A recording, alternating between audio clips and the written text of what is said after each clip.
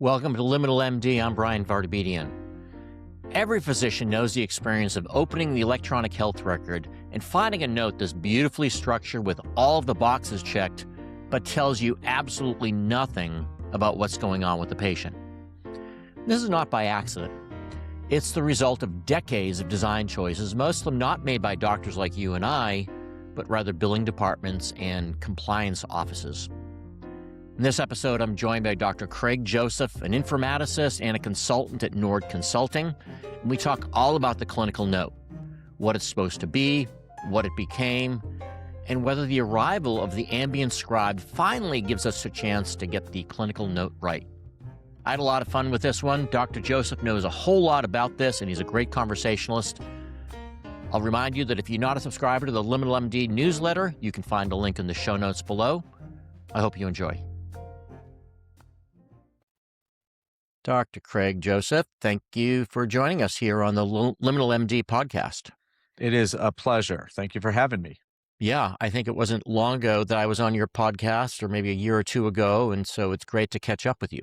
Well, thank you. You are legally obligated to have me on your podcast due to reciprocity rules for podcasts. So, yes, and I may be obligated, but I was drawn mostly to this essay that you wrote in LinkedIn in March of 2026 about the evolution and the future of the clinical record. And there were just so many questions about the medical record, about where it's headed, what it is, how it's evolved, and we'll discuss some of that.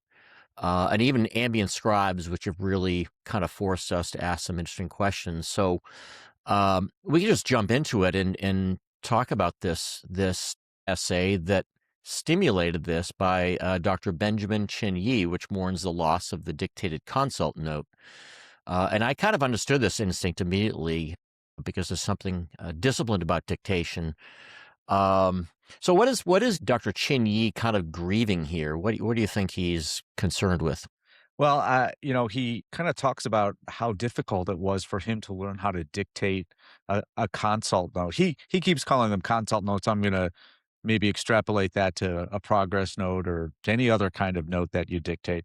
Mm-hmm. And he kind of went through how difficult it was for him to get used to doing that. And that he even, when he first started, actually retreated to a call room or an empty patient room. Right. So he I think I did the same thing. Yeah, dictate away from his colleagues. But he said that was actually part of he thought now looking back, that's really part of the process of learning how to, in his case, what he said, dictate a note. But again, I'll extrapolate to write a note and what's important, what goes in there in what order. And he was kind of saying how fearful he is that we're losing, or some of our younger colleagues might be losing the ability to put down in words what they're really thinking, what's important, what makes sense, what doesn't make sense, what are you going to focus on right now. And that was kind of the gist. And that got me off to the races, because it's a question I've been asking and talking about for a long time. So do you agree with Dr. Chin-Yi that this is something we kind of should bemoan or pay attention to, or do you think this is just misplaced nostalgia? I don't think it's misplaced. I do think it's a concern that we need to at least be aware of and talk about, right? Like I am not here to say, by far, I am not here to say we shouldn't use technology to help us in our job. And one of the big things that doctors complain about, again, reasonably so, is having to document their notes. We've got there's a great study that showed, from Chris Longhurst among some others, it showed the length of progress notes in the United States is multiple times the length of the typical progress notes in other countries. And so it's valid. It's a valid concern. That said, I think we need to kind of keep our eyes focused on what our ultimate goal is with the documentation. And I think, that's one of the questions that I pose. I'm really good, Dr. Vardabedian, at posing questions, not so great at answering them all the time. Well, you got to ask the right, when you have a lot of information like we do in this day and age, it's all about asking the right questions, right? Yes, I think so. So obviously this essay got you thinking, and then you aptly move into this story of the soap note, which was I guess, initiated by Dr. Larry Weed back in the 60s. I guess affectionately known as the soap note guy. But that kind of really undersells really how radical this guy was, right? I think he offers a vision, this vision that you refer to in your piece. Give us the Larry Weed story if you can. It'll be impossible for me to summarize his work, but this guy went around poking at the eyes of the medical structure in the United States and saying like, "Hey, what we're doing is not good, and it's certainly not good enough." And one of his main complaints was the notes that people were writing, which at that point were just kind of just maybe made sense to you, the author, but often didn't make any sense and no to anyone else, other physicians, let alone other clinical folks. And he really wanted two things. One was to say, "Hey, I'm." And I'm going to use more diplomatic language than he used. I'm not that interested in your impression of the data. I'm more interested in the data and how you got to the conclusions that you're coming to, because then I can assess if I agree with them or not, as opposed to, just spouting what you think. And Can I stop you there? please. What did he mean when he said he wanted the data, not the impression? Did he want more structured stuff? Or I didn't quite follow that. Well, my understanding from kind of reading, and there's a great video of him presenting grand rounds, I think at Emory, where he just he basically says, I went up to the, again, different time. I went up to the floor a few hours ago and I randomly pulled a chart from a patient and I tried reading what was going on with this patient and I couldn't make heads or tails of it because the notes were so, they were hardly written. There was hardly any data there to be able to make a determination. So, it basically said fever better, pneumonia resolving, right? Like that kind of, that Yeah. was a note, and it didn't really tell him very much. And he wanted to know, well, you've ordered a bunch of labs, but there's, you don't comment on those. And what about what's going on with this AST? Those kinds of questions. So I think what he was really looking for was more organization and structure, for two reasons. One is just so that he could understand what was going on, but he was interested in these, what he called knowledge couplers, ultimately, which was, hey, we're not so good as humans of taking all of this information and synthesizing it down to the core. Sometimes we miss things. We're guilty of biases of, the things we see commonly or the things we try to see in the future. And so even uncommon diagnoses, we should give the same measure to it, and we don't. And so one of his ideas was when technology catches up to him, it certainly hadn't back then, that, hey, a lot of this work we don't really need to do, nor should we do. The computer should take the data, kind of offer up some options, and then that's our job as the human to say, that makes sense to me, that doesn't make sense to me. For this patient, they're less concerned, or I'm less concerned about these results and this outcome, and I can ignore that, which a computer is not so good at. So he was kind of way before his time, but before we could get there, he wanted some structure, and that's what came from the SOAP note, to actually give some structure to the to the consult note or the progress note. So is it safe to say that this was really our first foray into structured data, the medical record, right? It's something useful and structured.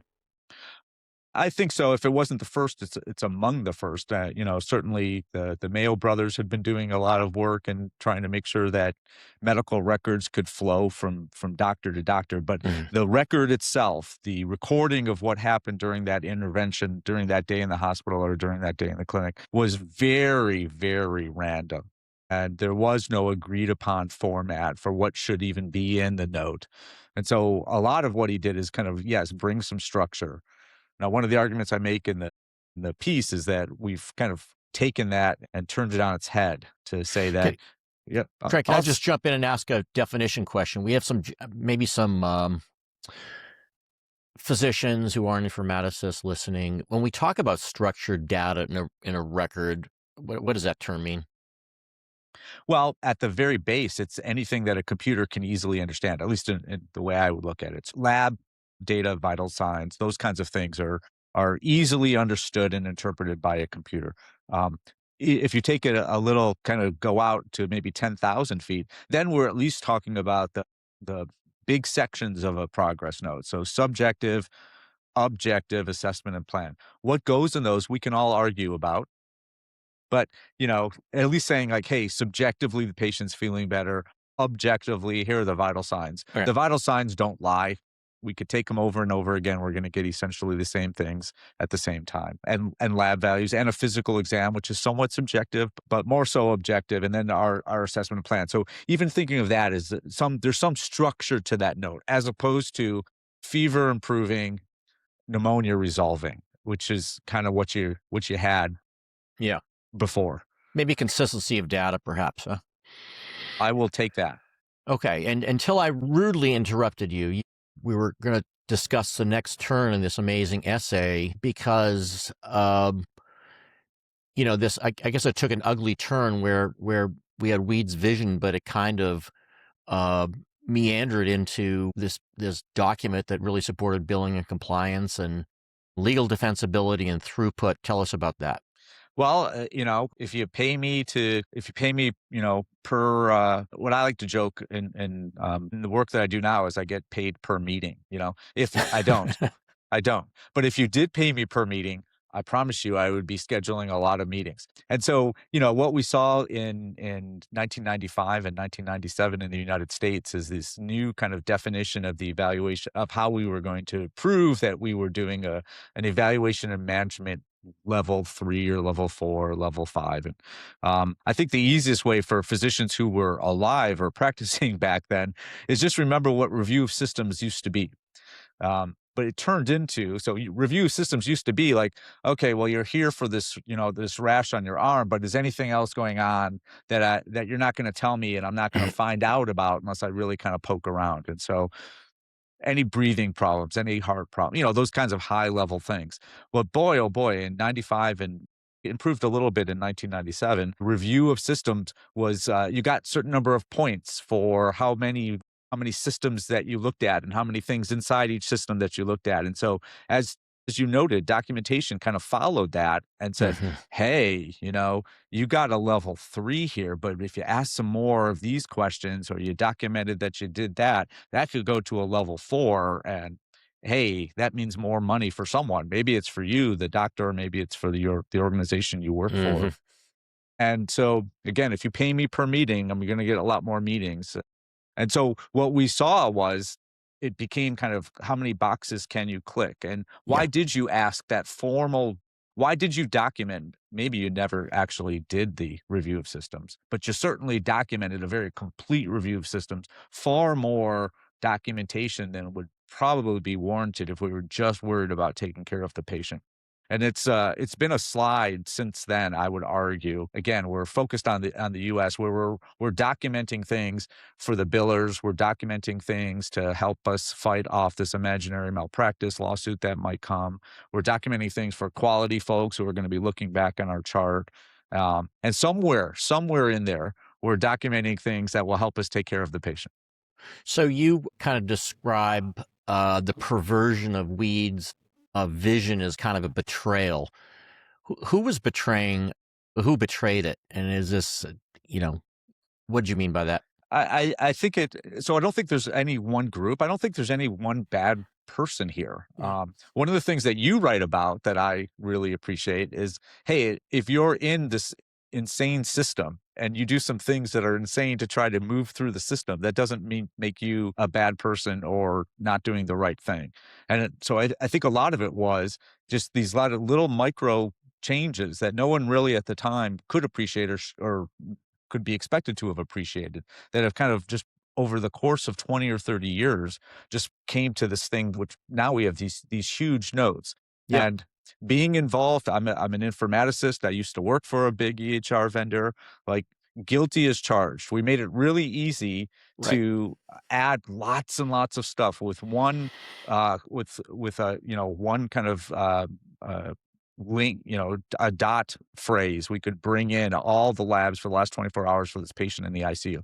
And it took up 3 pages. And you and I know that there's something in there is probably important.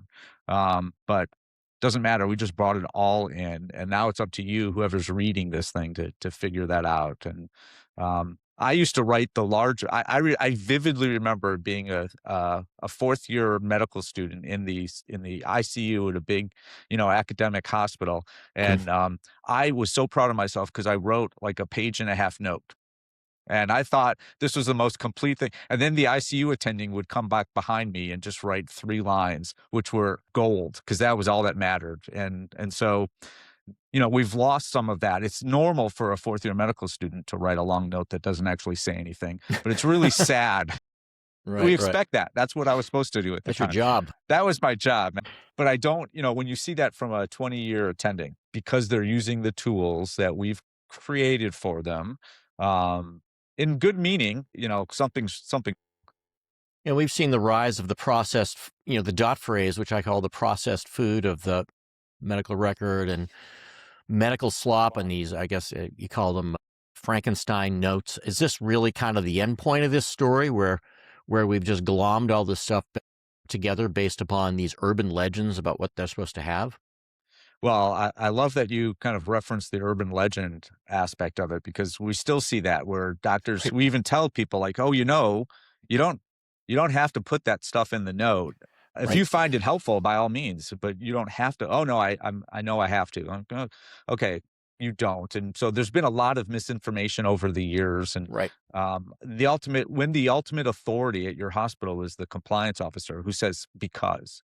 Mhm. Whenever you because that's what I said, because. And when you go back and, you even have sometimes CMS saying like, we didn't say that, when you have the Joint Right. Commission saying, Yep. we never said that. Joint Commission, like, hey, we're holding you to whatever you said are your standards. And so, we're not making the standard. So oftentimes there's a lot of misinformation. I hope like the ultimate ask in my article was that we kind of stop the insanity and we leverage ambient listening as one Yep. way of trying to stop the insanity. We now have the ability to kind of do what I always wanted to do. Again, I remember as a student, actually as a patient, going and seeing the dermatologist, and he was just someone who I kind of knew semi-professionally as a student. He was one of our teachers, and I saw him in his clinic, and he walked in, maybe the second or third time I saw him, and he asked me about something that happened at the last visit 6 months ago, which I was like, "Ooh, you remembered that. That was pretty impressive." And then he was just talking to me, and there was some woman in the corner, writing stuff down, and I found out later that she was his scribe, which was kind of made my head wanna kind of explode that Like a that real happened. scribe. A real scribe, and Yeah. then he told me like, "Okay, well, I think let's change that cream we're using, from this to that." And seconds later, he had a piece of paper, because again, just for some of your listeners, paper is a tree that's divided into very thin sheets. Mm. And that's Thank how you. we Thank like, you. I'm trying to be helpful. That's how we used to prescribe medicine, and so she had done what, again, we hope everyone has access to, a scribe does, is that she had written out the script and just gave it to him to review and sign and just hand to Yep. me. And she had also, unbeknownst to me, put in some personal notes like, "Hey, he said he's going on vacation next month. Ask him about that next time you see him," which he did. So all kinds of benefits, and so now technology's kinda caught up to what that amazing scribe was doing for him back, I don't wanna say 30 years ago, but it was 30 years ago. And so now we have that ability, which means we're essentially transcribing. We have a transcription of the entire visit. We know what was said and we know who said it. Those are 2 kinda difficult things to do, but our technology allows us to do it. So now we can go back and really control what that note says, because we have a large language model and AI that can put it together. My worry is, of course, not mine alone, that we're just going to continue doing what we're doing. And so if we're training our LLMs on garbage notes, then they're going to be excellent garbage note writers. So you say, I think at this point, in your essay, it kind of becomes urgent. I get this sense that they're forcing us, or the ambient scribes are forcing us to kind of confront really what a chart is for. And you even suggest that this is a decision point for organizations and organizations that you've worked with and consulted on. What do you mean by that? Well, let me say that I like to make controversial statements, and then I like to walk back from them because I enjoy working, professionally and not being fired. I was speaking at an AMIA conference. I think it was like 2.5 years ago. What's AMIA? AMIA, the American Medical Informatics Association. So Whoa. that's the Dr. Geek group. Oh, One of many, let's be honest, one of many Dr. Geek groups.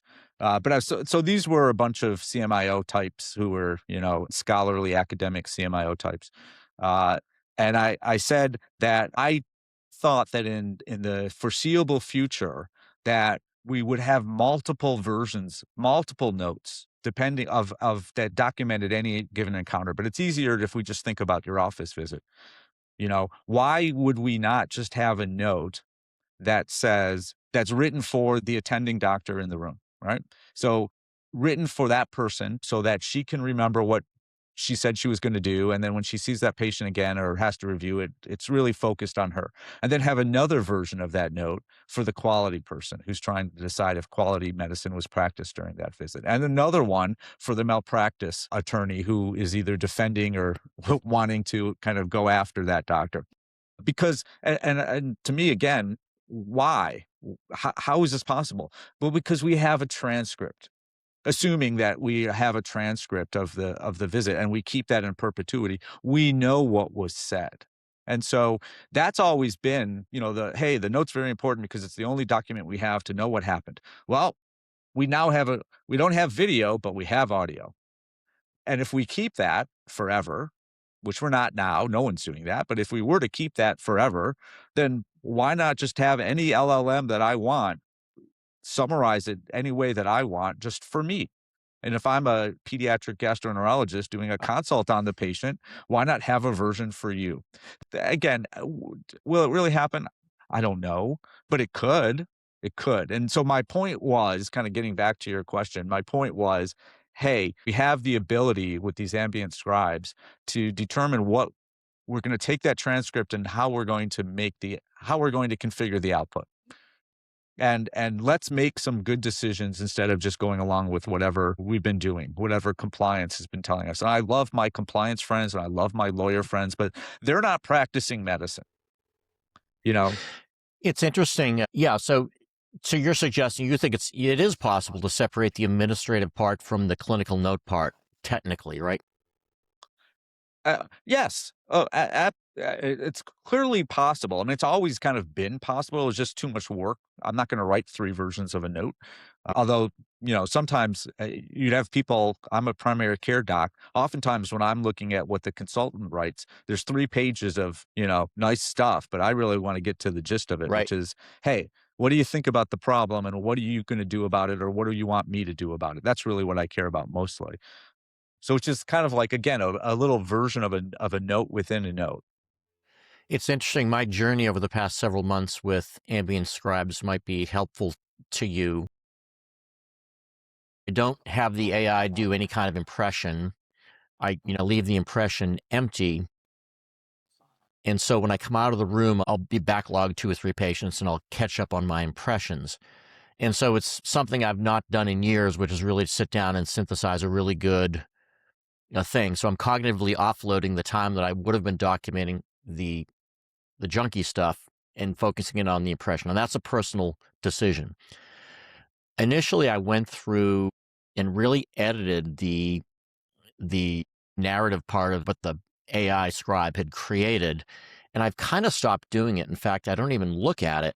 So I come out of the room, I already know what was said and I have my own idea. It's nice to have it there. And I'm wondering, it's a great document to have that long thing of what was said, but ultimately I'm sitting down and I'm putting it all at the top of the note, the impression and my recommendations, because I'm a subspecialist and the pediatricians like that, to your point.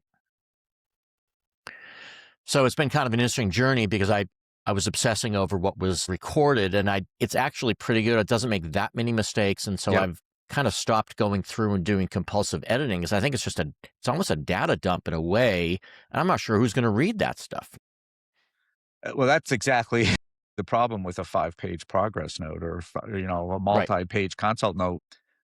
I don't know who reads those typically. I know who reads those if something bad happens.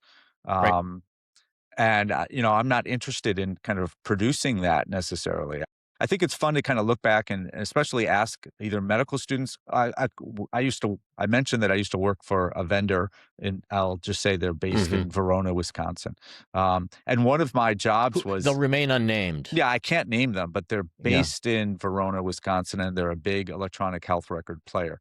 One of my jobs was once a month to teach a class for new hires about healthcare. And it wasn't very sophisticated back then. I think I had like 2.5 hours with another physician, and we tried to throw as much healthcare as we could at some of these mostly very young folks who were being hired. And one of the questions I always asked was, "Hey, everyone's heard about a progress note. What's the progress note for?" And I could spend a half an hour, and that's with 22 and 23-year-olds who don't know that much. I think it's a fun conversation to have even with physicians. What is the point of the progress note? Is it to help you? Is it to help your future self? Is it to help your colleague who's covering for you on the weekend, the emergency room Right. doctor who's going to see this patient when they come into the emergency room? And the answer is, of course, yes. It's for all of For those all things. those, you're right. And so how do you have multiple audiences who want different things, and the answer is today, well, we just make it 5 pages, and then everyone tries to figure out where their little piece lies, and of course, the problem is that Yeah. we've gone back to what Dr. Chin Yi was saying at the beginning. Now we just have a lot of information, but we have no knowledge, and how do we get back to the knowledge? Yeah. No, absolutely. It's amazing that we, or maybe I'll just go upstream with this and just say that this question about what a chart is, or what even it should become over the next 3 years, it's really not navel gazing. I think doctors need to decide, organizations need to decide. Maybe I'll throw this back on you. Who makes that decision, honestly, because there are so many stakeholders. I guess it's sort of negotiated internally within organizations, perhaps, right? Yeah, there's no easy answer to that. My argument would be physicians. That's who should. That's Right. who should. Because we've got the back end stuff all there. The compliance people can play with that all day long, right? Right. And again, if you do my crazy idea of just like, hey, we're going to record this. We're recording it now. We're just going to make a transcript.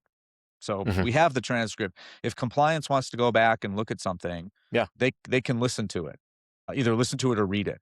And again, if some attorney wants to look at it, if some quality person wants to look at it, they don't need my interpretation of what was said. They can listen or read what was said. And so we could make that note much kind of tighter and just have the good stuff. And so I hope that is being led by clinical leadership. That's who I hope. Yeah. What should be in a nursing notes? I don't know. Probably ask the nurses. They should be the ones to answer that question. And we've all taken a deterministic mindset around this, that we're given this technology. Like you said, the vendors are shaping some of this conversation. And we're sort of given this technology and we kind of roll with it. And we don't really believe that we have any agency in what's happening, when in fact we do. Absolutely. And again, I don't look at this as a fight with the vendors. I have that vendor Yeah. experience. This is they're going to do, and they're going to all say the same thing that I used to say. It's just like, hey, I'm not practicing medicine here. I'm making some software. You guys are the ones using it. You got to tell us how you want to use it, and our job then is to make it work that way. So I think the vendors are all on board. They're trying to listen to the people who are paying them to kind of make this product, these products the best that they can be. And so, they're willing to, as long as we get the people who are front and center, being in my opinion, should be the physicians. Now we got to get them there. A lot of doctors like to complain, but then don't like to show up to meetings. I know Yeah. not at your organization, Never. but at other organizations that Everyone happens. else but us. Yeah. Yeah, for sure. Uh, you look at what's happening in the world. We're witnessing this mushrooming of information and data that's just like being dumped into and consolidated and aggregated in the medical record. Where do you see the future of the record, you know, being? I just see this need for synthesis and consolidation and summary of all this sort of stuff so that we can make sense of it. I mean, is that where we're headed? It's a great question. there's one group that I never really talked about back when I was at that EHR vendor called Epic. There, I said it. Okay. The one constituency that was never really involved in what should be in the note was the patient. And so I'm hoping that's the future, is where the patient has kind of some kind of, you could imagine the patient kind of filling out a pre-note before the office visit. These are the things that are important to me that I hope that we discuss. These are the questions I'm hoping to get an answer to, that the doc can look at and that the nurse Yeah. can look at beforehand. And so to answer your question, I think we're heading towards something, I would guess, that is more kind of like a wiki, where almost anyone can contribute to this thing. We can see who contributed what. So we still know that we're going to hold the physician accountable for decisions that they made and the information that they collected. But to the ability to have patients, I want to say annotate. I don't want to, I know what I don't want to say, correct, but to say like, well, the doctor noted this, but that really doesn't describe exactly where the pain was. Mm. And, he said I'd never been on that antibiotic, but I was 10 years before, but it's probably not, like those kinds of things. How does that kind of fit into the note structure we have today? It just doesn't. And so maybe that's where we're heading, where we're kind of going back to the beginning, where hey, here we have a lot of data. It's structured in some way. I mentioned a wiki, but just it's structured in some way. And now we have these very large AIs that can go through and say, these are the most likely answers to the questions, but the doctor still needs to kind of synthesize that and make sure that's right. So, which again, going back to Larry Weed's idea, it's the fruits of what he was looking for. We just didn't have the technology. I have this idea that the very first interface with the healthcare system that a patient has is going to be with a LLM chatbot. And you can imagine a Texas Children's wraparound over Epic, where the patient has this frontline discussion that maybe screens for something minor and kind of eliminates some of these appointments where they didn't need to really see a specialist, you know what I'm saying? And the pediatrician is too busy for that kind of thing. And perhaps that information could be synthesized and pulled together when they come to see me. And so I can get, you know what I'm saying? I can see their concerns. And I don't know, it's just a weird thing, I imagine. Liz Salmi. Do you know Liz Salmi? Of course. I know Liz Salmi. Yeah. So she just co-wrote an article in Family Practice Management or something, one of the family practice journals, describing what you just kind of put out there into the world, where, hey, I've got this problem with my knee. I think I hurt something. Oh, okay. Well, now I have to go and bother the primary care doc, and the primary care doc's going to be like, okay, well, now you need to go see ortho, and that's over 4 months. And the description that she and her co-authors give of, hey, actually, we have chatbots that are pretty well trained to give very specific information and to elicit specific information and put you like in a much better position to go see that orthopedic surgeon to have maximized everything. So to your point, like, hey, oftentimes I'd love to help you, but I can't help you until you lose some weight or you stop smoking or you do some of these other things that are going to make you a safer OR candidate. And to be able to kind of start working on that before the visit would be very, very helpful. So yes, I think what you're saying makes a lot of sense. So there was an interesting comment on your essay on LinkedIn by Spencer Dorn from University of North Carolina. He made the remark that we ultimately may not need notes. What was he referring to? I'd love to get him on to discuss that. I mean, he's real forward thinking, He is. And I think you've had him on the pod. Has he been on your pod? Yeah, buddy. I got to get him on again because things change every 5 minutes around here. Yeah, that's for sure. I don't remember specifically where he was going. Again, I think it's this idea of, hey, all we need are all the data points. And so maybe the note becomes subservient to just all the data.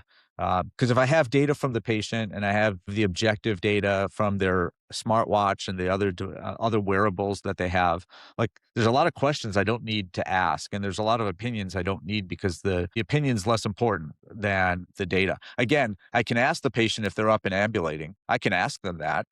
It's also maybe I don't need to ask them that because they're wearing a watch and I know that they're ambulating and I know how far and I know when they leave the house. And because all those data are shared in this utopia future of ours can be shared and be consumed by and evaluated by an LLM. And then if the physician wants more detail, can go and find out. But again, why do I need to document that in a note if I already know it to be true or false? Dr. Joseph, this has been an amazing conversation. We've spent decades treating the chart as if its dysfunction was really just kind of inevitable. But as your amazing essay on LinkedIn that I'll note below, it suggests it really wasn't inevitable at all. It was all designed uh, just so poorly and diffusely and badly. And now AI is forcing these new questions about what a clinical record is really for. And it's been a great discussion. Well, thank you. It's been fun to think about it, and I hope we're gonna not squander this opportunity. That's my hope. Yeah, it's amazing. And so tell us about your podcast and how people can find you. Yeah. Well, so I'm kind of active on LinkedIn, so anyone can find me, Craig Joseph. Pretty straightforward. And if you're not sure if you have the right Craig Joseph, A, I think I'm the only one with a medical degree, and B, I look just like George Clooney. So just Yes, if you see that, exactly. anyone that's watching knows that to be true. Um, I work for a consulting company called Nordic Global, and so that's where also all of my stuff can be found. Um, and I'm out and about. So those are the two places, LinkedIn and NordicGlobal.com. Can people hire you and pay you a lot of money for this wisdom? They can hire me. I guess I was supposed to mention the podcast too. So I do a Oh, pod, just like you do a pod. It's called Designing for Health, and you've been on it, and Spencer Dorn has been on it, and Liz Salmi has been on it. I only mention people that have either been on it or I want them to be on it.